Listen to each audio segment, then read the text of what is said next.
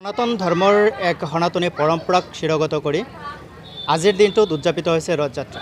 আষাৰ মাহৰ শুক্লা দ্বিতীয়া তিথিত আৰম্ভ হৈ শুক্লা দশমী তিথিত এই ৰথযাত্ৰাৰ অৱসান হয় আৰু অম্বুবাচীৰ সম্পৰ্কত এই বিষয়ে বিভিন্ন ধৰণৰ ধাৰণা পোৱা যায়।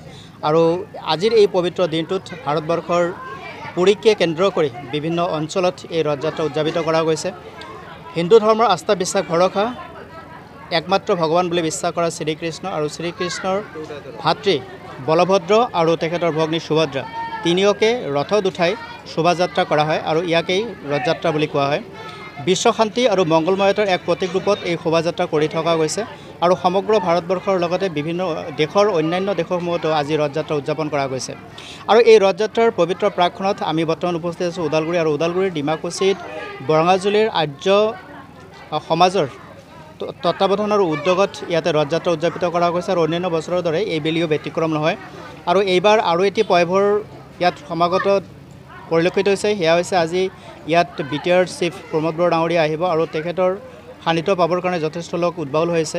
আৰু উৎকট গৰমৰ মাজতো এই যিটো প্ৰয়াস এই প্ৰয়াসটো খুবেই প্ৰশংসনীয় আৰু আৰ্য সমাজৰ যুৱ সংঘই যথেষ্টখিনি উদ্যোগ লৈ তেখেতসকলে এই কৰ্মটো সুচাৰুৰূপে সফল কাম কৰিবৰ কাৰণে লাগি পৰিছে।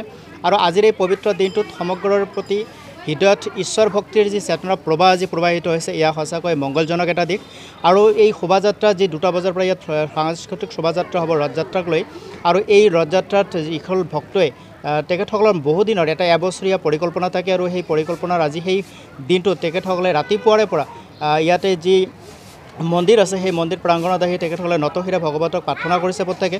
আৰু সকলোৰে মুখত আমি এটা কথাই শুনা পাইছোঁ যে নিজৰ শান্তিৰ লগত সমাজৰ শান্তিৰ লগতে বিশ্ব শান্তি ইয়াতে কাম্য আৰু প্ৰত্যেকতেই জীৱৰ প্ৰতি থকা শান্তি সম্প্ৰীতি আৰু সমন্বয়ৰ যি ভাৱধাৰা সেই ভাৱধাৰা উঠাই আনিবৰ কাৰণে জগাই তুলিবৰ কাৰণে প্ৰত্যেকে কাম কৰিছে। আৰু এই সময়ত আৰ্য সমাজৰ এই যিটো প্ৰয়াস এই প্ৰয়াসটো কিন্তু খুবেই প্ৰশংসনীয়। ৰথযাত্ৰাৰ দৰে এটি মহান হিন্দু সনাতন ধৰ্মৰ পৰম্পৰাগত এটি অনুষ্ঠানক এনেদৰে আগবঢ়াই নিয়াটো আৰু কৃষ্ণৰ বলৰাম আৰু সুভদ্ৰাৰ তেওঁলোকৰ ভাতৃ ভগ্নীৰ মাজত যি মিলন যি প্ৰেম যি ভালপোৱা তাৰ এক প্ৰতীকস্বৰূপ এই ৰথযাত্ৰাৰ যি ইয়াত প্ৰচাৰ প্ৰসাৰ এয়া কিন্তু সঁচাকৈ আমাৰ উত্তৰ প্ৰজন্মৰ মাজত এটি দিগদৰ্শন হিচাপে কাম কৰিব।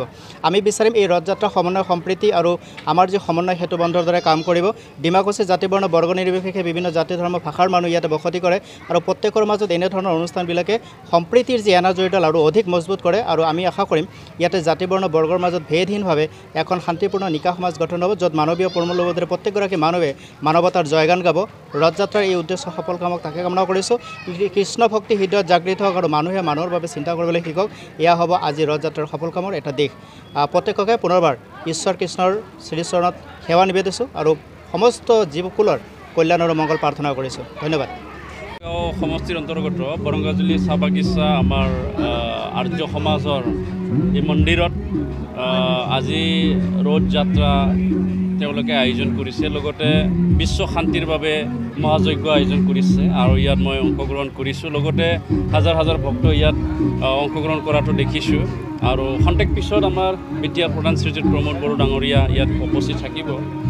আমি ভাল লাগে আৰ্য সমাজে অকল নিজৰ বুলি নহয় বিশ্বৰ মানৱ সমাজৰ কাৰণে বিশ্বৰ শান্তিৰ কাৰণে তেওঁলোকে যজ্ঞ কৰে আৰু এই যজ্ঞটা আমি পঢ়িলোঁ। আৰু ঠিক তেনেকুৱাই আমাৰ ধৰ্মীয় অনুষ্ঠানবিলাকৰ লগত আমি এনেকুৱা সম্পৰ্ক ৰাখি পেলাই সমাজৰ কাৰণে কাম কৰি আছোঁ। আৰু এই সমাজে নিস্বাৰ্থভাৱে মানৱ সমাজৰ কাৰণে তেওঁলোকে ভগৱানৰ ওচৰত প্ৰাৰ্থনা কৰি আহি আছে। তেখেতসকলৰ যি সপোন তেখেতসকলৰ যি উদ্দেশ্য সেইটো উপনী হওক, বাস্তৱত ৰূপায়ণ হওক, সেইটোকে মই কামনা কৰিছোঁ। হয়তো আমি চাম এই দ্ৰোণাচাৰ্য আৰ্য বিদ্যাপীঠ বুলি ইয়াত বহুত পুৰণা এটা বিদ্যালয় আছে। ইয়াৰ পৰা মেট্ৰিক পাছ কৰে, হাইস্কুল ইয়াত আছে।